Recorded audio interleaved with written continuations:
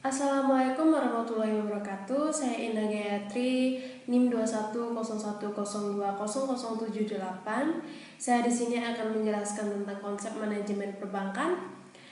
Langkah pertama yang dilakukan oleh top manajemen bank, yaitu para anggota direksi bersama-sama dengan komisaris, adalah menyusun ramalan lusinus dengan melihat kondisi internal dan eksternal.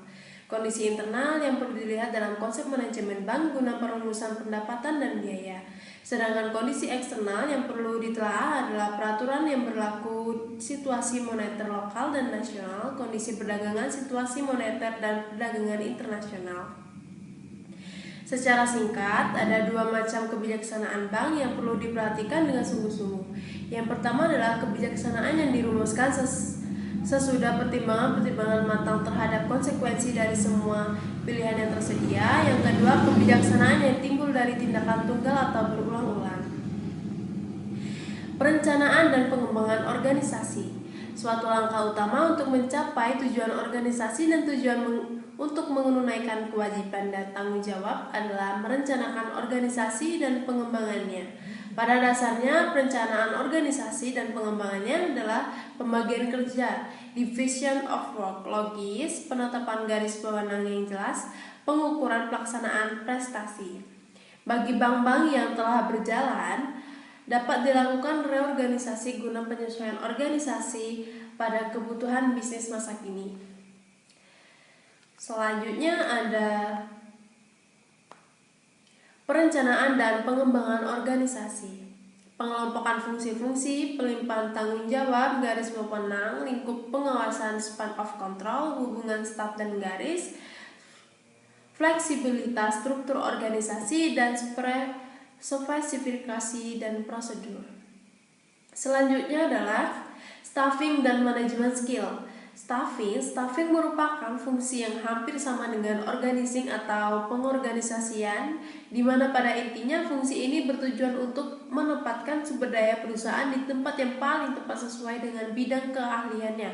Namun pada fungsi staffing tidak hanya masalah tenaga kerja saja, melainkan seluruh sumber daya dalam perusahaan tersebut, termasuk peralatan inventaris maupun sumber daya lainnya.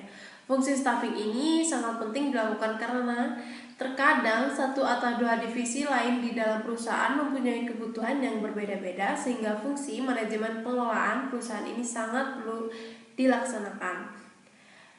Manajemen skill adalah kemampuan untuk mengorganisir kepemimpinan dan pengelolaan pekerjaan serta tim. Biasanya kemampuan ini harus dimiliki oleh seorang manajer di dalam tim.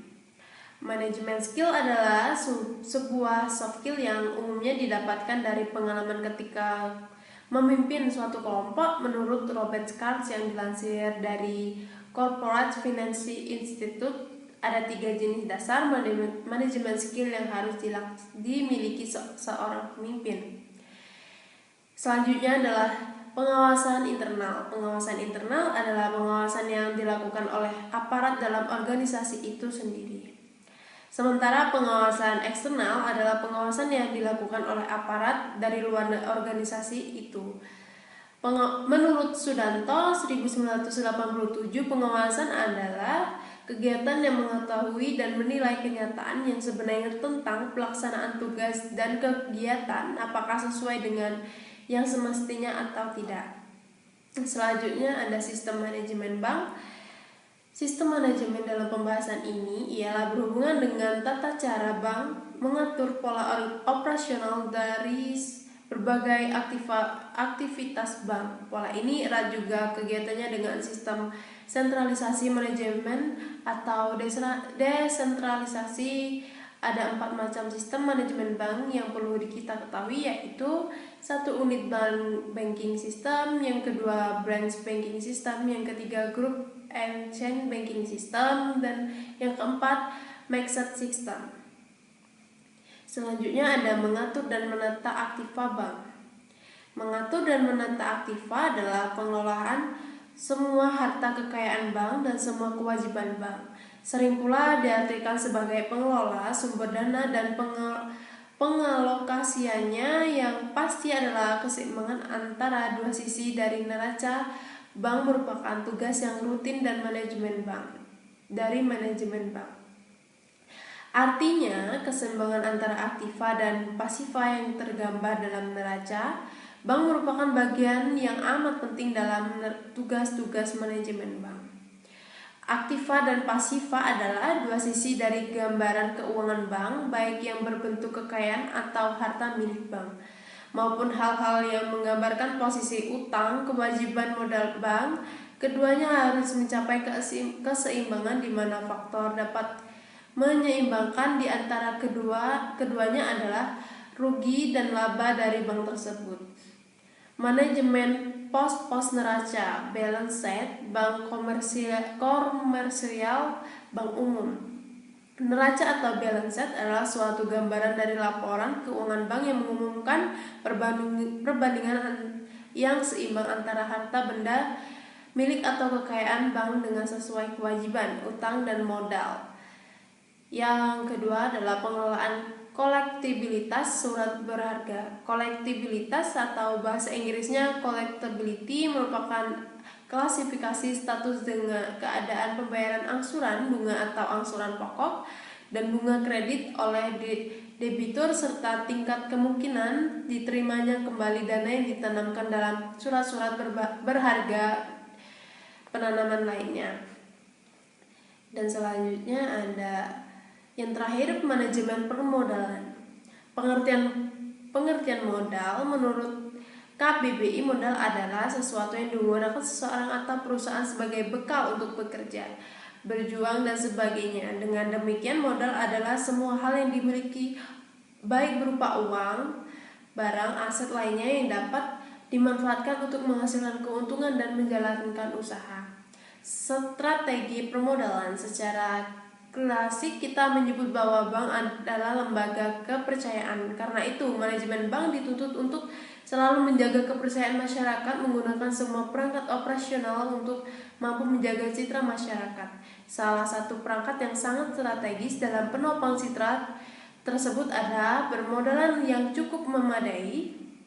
Sejak Pakto 27 1988, otoritas moneter telah menetapkan modal minimum untuk bank umum yang jumlahnya sesuai dengan CAR, yaitu rasio kecukupan modal yang harus telah selesai masa konsolidasinya di awal 1994. Modal yang disetor haruslah berupa fresh money atau dana segar yang bukanlah hasil rekayasa dari dana kredit dalam maupun luar negeri. Fungsi modal bank, fungsi operasional. Yang kedua, fungsi perlindungan. Yang ketiga, fungsi pengaturan. Yang keempat, kecukupan modal. Kecukupan modal adalah salah satu regulasi perbankan yang menetapkan suatu kerangka kerja mengenai bagaimana bank dan lembaga penyimpanan harus menangani permodalan mereka.